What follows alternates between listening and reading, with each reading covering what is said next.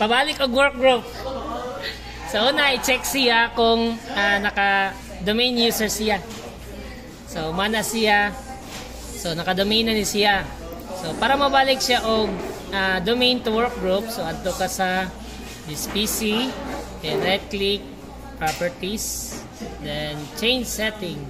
So mangayo man na siya og username o password. Ang username is dili inyong user, kundi si administrator. Then password CSS at 12345. So double check if ever magkasipyat-sipyat. Click yes. Then ara, so change. Then from domain himo siya work group. Balag bisag unsa, basta mabalik siya og work group. Loading.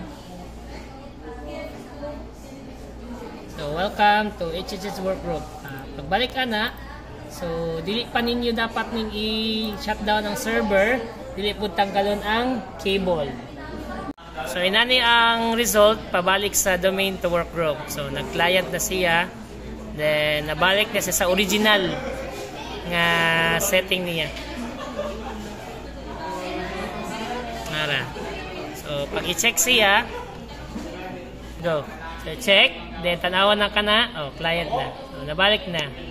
Then to double check, so click that file explorer.